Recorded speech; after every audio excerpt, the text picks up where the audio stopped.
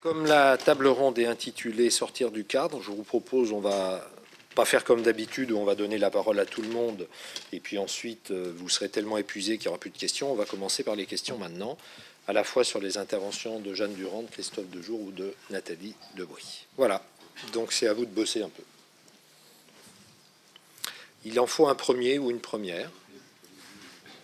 Comment? Si, après, justement, c'est là. C'est ça, sortir du cadre. Voilà. Madame. Attendez, oula. Ça se passe pas comme ça. Sortir du cadre, mais il y a quand même des limites. C'est organisé. Je vous remercie de vous présenter avant. Bonjour, Madame Lardeur, DRH à l'École nationale d'ingénieurs de Brest. Je voulais réagir par rapport à la dernière intervention et vous poser la question, enfin, de vous demander votre avis par rapport à la, comment dire, la réaction de la direction par rapport à la réception du concept de reconnaissance, de jugement de beauté et à votre grand étonnement, ils avaient réagi favorablement. Qu'est-ce qui a déterminé, selon vous, cette réaction favorable? Parce qu'on démarrait de loin, a priori. Je pense parce qu'en fait, on est allé sur des exemples concrets, les exemples de Monsieur Dejour, et de parler du réel du travail qu'on a mis en parallèle avec des situations. On a dit chez vous, un beau travail, ça pourrait être comme ceci, comme cela. Et donc, voilà, comme on faisait référence à quelque chose qu'il connaissait, et puis bon, le gérant en plus donc a un parcours où il a monté aussi progressivement les échelons, donc il sait ce qu'est le travail de terrain, et donc ça lui a parlé parce qu'on est parti de quelque chose de vraiment très concret. Pour compléter la question de Madame, c'est une expérience unique où vous pratiquez comme ça au service de Santé au Travail de Rennes, et vous avez d'autres expériences qui marchent aussi bien? Il y a d'autres expériences qui marchent bien. Est-ce que c'est juste l'expérience témoin, comme vous savez, dans les agences Non, cette expérience-là me sert beaucoup pour d'autres entreprises. On est plusieurs à quand même travailler comme ça. Par contre, ça ne marche pas à chaque fois. Hein. Voilà, il y a des entreprises avec lesquelles c'est beaucoup plus difficile. Mais bon, on part aussi du concept que normalement les employeurs c'est avant tout des personnes, donc il n'y a pas de raison qu'il y ait une malveillance particulière et on a tout intérêt à travailler ensemble. Donc je dirais qu'il y a un temps pendant lequel il faut apprendre à se connaître. Ils ont un peu peur aussi ils nous mettent facilement une casquette un peu de gendarme, mais quand ils comprennent vraiment ce qu'on peut faire ensemble, voilà, ça marche chez eux, ça marche ailleurs. Bonjour, je m'appelle Valérie Ganem, je suis maître de conférence en psychologie du travail et membre du laboratoire de Christophe Dejour. La question que je vous aurais posée encore par rapport à cette dernière expérience, c'est est-ce que parmi les changements que vous avez obtenus, il y a eu le retrait de ces scripts Oui, il y a eu retrait immédiat. De cette organisation. Donc ils ont continué ce qu'ils appellent l'école de vente, mais donc ils ont formé des personnes du terrain, aussi bien des managers que des salariés, que ce soit péjoratif mais de base, qui étaient volontaires, que ça intéressait d'avoir cette dynamique, parce que c'est vrai que professionnaliser le métier de vente c'est quand même important, et donc ils ont compris cet enjeu-là aussi, qui pouvait amener un nouvel attrait dans leur travail. Et ils ont fait comme ça. Et ils ont laissé complètement tomber le micro, etc. Ils ont fait autrement. Une question me vient entre le lien, ça m'y fait penser, entre les managers et du coup le stress, enfin la santé mentale au travail. Est-ce que vous ne pensez pas que dans la formation des managers, il y aurait nécessité d'introduire cette notion de risques psychosociaux au travail et de l'associer, cette notion de risques psychosociaux au travail, avec le résultat, puisqu'il est bien démontré que finalement un salarié, quand il est bien dans son travail, ça marche même peut-être mieux. Madame, vous le disiez dans l'entreprise que vous avez suivie, la direction vous a certifié que les résultats étaient même meilleurs après qu'avant. Donc, est-ce que vous ne pensez pas qu'il y aurait nécessité d'avoir cette formation-là au niveau des managers ? Alors là, il se trouve que dans cette entreprise, vous avez eu un peu de la chance parce que la direction venait elle-même, avait grimpé les échelons, comme vous dites, donc connaissait le travail. Peut-être que le lien avec le travail aussi est à réintroduire dans la formation des managers. Parfois, on voit arriver des jeunes gens très bien formés au niveau économique, mais pas forcément en ayant la connaissance du travail. Et le lien entre économie et travail, voilà. Est-ce qu'il n'y aurait pas nécessité c'est un peu ce qui m'a fait une réflexion suite aux premières interventions. Oui, bien sûr, vous avez raison. Je pense que, d'abord, vous donnez la réponse. C'est évident qu'il faut que ces choses puissent revenir dans l'enseignement, puisque autrefois, dans les écoles d'ingénieurs, on apprenait quand même un peu le travail, ou beaucoup le travail. Dans certaines écoles d'ingénieurs, on apprenait vraiment beaucoup les sciences du travail. Même dans les écoles d'ingénieurs aujourd'hui, on n'apprend plus le travail, on apprend la gestion. Et quand on fait Polytechnique et qu'on sort dans la botte, on fait banquier chez Goldman Sachs. Donc, si vous voulez, ce sont plus vraiment des ingénieurs. Donc, il faut réintroduire la question. Alors maintenant, par rapport à la façon dont vous avez formulé les choses, mais je pense que vous serez d'accord, ce qui est important, c'est moins de sensibiliser les futurs dirigeants d'entreprise à la question des risques psychosociaux. Ce qui est important, c'est de leur donner des connaissances sur le travail vivant. Voilà. Parce que c'est la condition pour qu'ils puissent participer à la transformation du travail et à la reconstruction d'une coopération, y compris la coopération verticale, suppose une vraie connaissance du travail vivant. Voilà. Oui, bonjour monsieur, bonjour madame. François Blanchard, donc je suis ingénieur conseil régional de la CRAMIF, la Caisse régionale d'assurance maladie de France. C'est un petit peu particulier de France par rapport aux CARSAT qui ont été mentionnés tout à l'heure. J'avais une question pour monsieur Dejour concernant la coopération que vous avez mis en avant.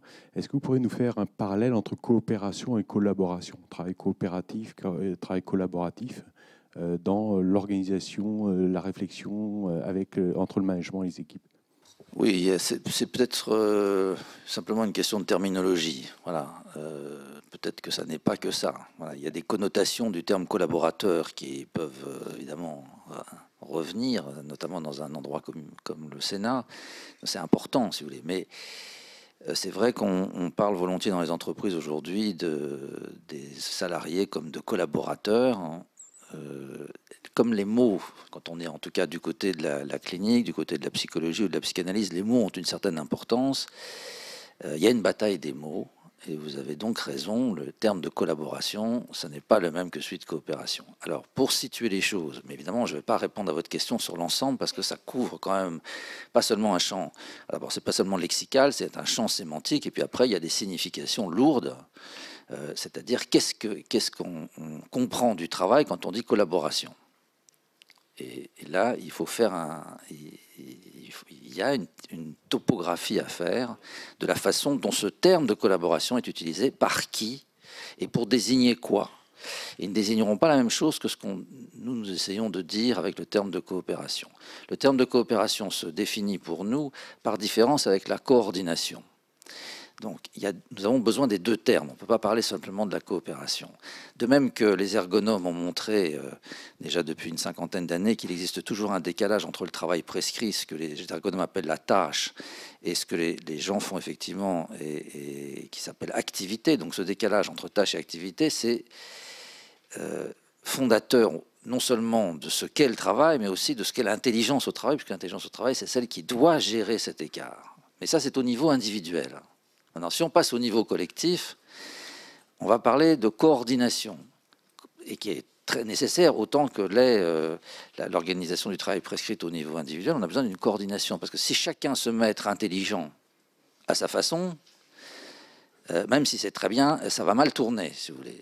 Bon, je peux vous montrer ça dans de multiples exemples, on n'a probablement pas le temps, mais ça a un effet de divergence qui peut mener à un échec tragique. Voilà. Donc il y a un besoin de mettre les intelligences ensemble.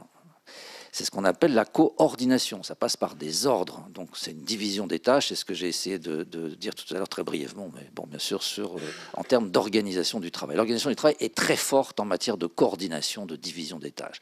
Ce que l'organisation du travail, les organisateurs, quels qu'ils soient, ne sont pas très bons dans ce domaine, dans ce à quoi ils ne sont pas très bons, c'est dans la coopération. C'est-à-dire que si les gens s'en tenaient aux ordres qui sont donnés dans la coordination, ça ne marcherait pas. Voilà, si les gens exécutent les ordres et qui sont obéissants, ça s'appelle la grève du zèle et ça tombe en panne, aucun système ne fonctionne. Donc il faut que maintenant les gens se mettent d'accord pour arriver à une interprétation commune des ordres, même dans l'armée. Hein, on n'obéit pas aux ordres. Une armée dans laquelle les hommes s'en tiennent à obéir aux ordres, c'est une armée vaincue. Dans l'armée, on dit qu'il faut interpréter les ordres. Mais si chacun interprète de son côté, ça ne va pas. Il faut interpréter collectivement. Et il faut constamment remettre ensemble l'interprétation pour arriver à un sens commun, partagé de la manière dont on comprend les ordres pour pouvoir tenir compte des aléas du terrain, dont, aussi bien dans les parcs éoliens qu'ailleurs, on va avoir à rencontrer en avançant. Alors là, ce deuxième niveau, ça s'appelle la coopération. Alors ça, c'est un truc extrêmement passionnant. Comment se fabrique la coopération? Ça suppose que les gens se mettent d'accord, donc qu'ils échangent leurs points de vue les uns avec les autres, même qui s'opposent, qu'ils entrent en controverse, en débat et quelquefois en conflit, mais que chacun puisse témoigner, c'est un point important, témoigner de son expérience, du travail, du réel du travail, alors non seulement il faut qu'il témoigne, mais en plus il faut qu'il soit capable de justifier des raisons pour lesquelles il veut travailler comme ça. Et nous avons tous des raisons de vouloir travailler d'une certaine façon, qui n'est pas la même que celle de mon voisin, et c'est normal. Si je suis vieux, j'ai pas envie de travailler comme le jeune, on n'a pas les mêmes exigences, on n'a pas les mêmes attentes. Si je suis un homme ou si je suis une femme, j'ai pas les mêmes attentes. Donc tout ça c'est compliqué, et il faut chercher un consensus, ou en tout cas un accord, un compromis entre tout le monde. Ça, c'est ça. Et pour ça, il faut produire des accords normatifs et finalement des règles. Et donc, la coordination, c'est des ordres. La coopération, ce sont les règles que, dans chaque collectif, on produit pour pouvoir interpréter les ordres. Et dans deux équipes différentes qui se font pourtant le même travail, on fabrique des règles différentes.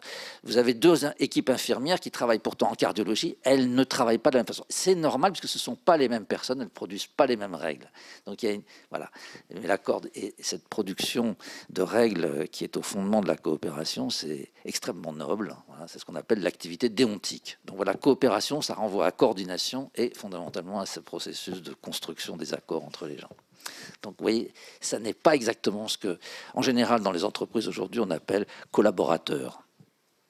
Oui, Frédéric Blazejewski, directeur général de l'ASSIST, service de santé au travail. Moi, je voudrais rebondir sur les propos de M. Blandin, parce qu'en fait, une des questions des points de repère, en 1999, dans un congrès de la CELF, il y a une intervention, entre autres avec François Hubault, sur ergonomie et critères de gestion, qui les a posé la question de mettre les ressources humaines et le travail au titre des charges dans le plan comptable. On était au siècle dernier. Les problématiques travail, problématiques de gestion sont de plus en plus présentes et clarifiées dans leurs difficultés. On n'a toujours pas vu bouger quoi que ce soit. Les économistes n'ont jamais travaillé. Donc, est-ce qu'il y a aujourd'hui sur cette modification, en essayant de réintégrer pour faire en sorte que la vision des gestionnaires puissent évoluer, il faut leur donner des outils qui les obligent aussi à évoluer. Et sans ce point de repère, ça me paraît délicat. Et c'était le siècle dernier, la question a été posée. Une réponse très courte, c'est une vraie difficulté, mais qui est aussi liée à la difficulté dans la comptabilité à aller rendre compte des investissements immatériels. C'est ça la question. Et donc ça ne se pose pas que pour les questions du travail, ça se pose pour d'autres questions. Mais effectivement, là, on a une difficulté entre ce qui se joue du point de vue gestionnaire, ce qui se joue du point de vue comptable, et ce qui se joue du point de vue d'un regard sur le lien santé-travail-performance. Lévy, je suis le secrétaire général du phare Propreté, qui est l'outil développement durable ou RSE de la branche professionnelle propreté. Une question peut-être pour Christophe Dejour, je ne sais pas, sur la coopération. On parle de plus en plus de coopération entre salariés, on parle de management coopératif. On sait qu'il y a beaucoup de modes managériales, donc est-ce qu'il n'y a pas un risque que ça devienne une mode managériale avec derrière des managers qui voudraient bien que leurs salariés coopèrent? Et donc, est-ce qu'on peut prescrire la coopération? Bon, non, on ne prescrit pas la coopération. On prescrit la coordination. Peut-être, mais en tout cas, on donne des ordres et ça s'appelle la coordination. La coopération, elle part du bas, elle part de la volonté des gens, qui n'est pas mais qui est curieusement presque toujours au rendez-vous. C'est ça qui est évidemment le fait le plus frappant, c'est que les gens ils sont prêts à s'engager dans la coopération, parce qu'il y a évidemment en retour de la contribution qu'ils apportent à l'organisation du travail, ils espèrent en retour des rétributions qui ne sont pas seulement les rétributions salariales, comme vous avez évoqué à propos de, comme l'a dit Mme Durand, mais qui sont justement en termes de reconnaissance, donc on pourrait dire une rétribution symbolique, elle est très importante, parce qu'elle joue évidemment un rôle pour la santé mentale qui est majeur. Voilà. C'est une manière un peu courte de vous répondre. Oui, certainement. Et c'est toujours le cas, si vous voulez, quand on introduit des nouvelles notions et que finalement on arrive à les faire passer, ce qui est quand même une longue bataille, parce qu'on s'y oppose quand il faut faire entrer la notion de souffrance dans le travail. C'est une bataille extrêmement dure, hein, pas seulement sociale et pas seulement avec le MEDEF, c'est aussi une bataille très difficile avec les scientifiques qui ne veulent pas qu'on introduise la notion de souffrance. Et quand on l'introduit et qu'elle passe, elle est immédiatement récupérée. Bon, alors, il en va de même pour la coopération, mais l'idée d'un management coopératif, je pense que c'est nous qui l'avons développé, notamment avec Christian Dutertre et avec François Hubault, dans un certain nombre d'expériences dans les entreprises récentes depuis 7-8 ans. Cette idée de management coopératif, on l'a mise, enfin, elle passe petit à petit, donc elle va être l'objet de même récupération pour toujours les mêmes raisons. Voilà, c'est la bataille pour la domination symbolique, et donc la bataille sur les mots, elle n'est pas négligeable. Voilà. Peut-être juste en complément de ce que vient de dire Christophe, d'un point de vue économique, vous avez beaucoup d'entreprises ou de salariés qui perçoivent aujourd'hui la question de la réunion comme une perte de temps. En fin de compte, voilà. Et la question qui est posée derrière ça, c'est qu'est-ce qu'on y fait dans ces réunions? En quoi le fait de se voir, ça permet de développer des éléments de la coopération et d'améliorer les éléments de la coordination? Et d'une certaine manière, ce qui est à interroger, c'est la valeur de ce temps passé et le statut économique de ce temps passé. Ce statut économique de ce temps passé, c'est pas un temps directement productif, c'est un temps qui vient soutenir de l'investissement. Et donc une compréhension plus fine, à la fois dans l'évaluation de ce qui se joue dans ces moments et dans une compréhension économique de quelle portée économique ça a d'y consacrer du temps, ça change à ce moment-là le rapport de la manière de penser les questions de ces éléments de coopération, si je prends juste la forme là des réunions. Oui. Christian Delachery, je suis ancien rapporteur d'avis sur la santé au travail au Conseil économique et social. D'un côté, coopération et délibération sur le travail. De l'autre côté, le principe de la subordination, qui est un fondement du droit du travail, qui est d'ailleurs aussi le fondement sans doute de l'obligation de sécurité de résultat. Est-ce que ce couple coopération-délibération ne constitue pas une monnaie subversive vis-à-vis du principe de subordination ? Alors moi, c'est tout à fait ce que je pense, et je pense que la difficulté aujourd'hui dans l'entreprise, c'est de parler du travail. Et celui qui parle du travail, d'ailleurs, en discutant simplement des questions autour du travail, est vu comme comment dirais-je, un rebelle, un traître.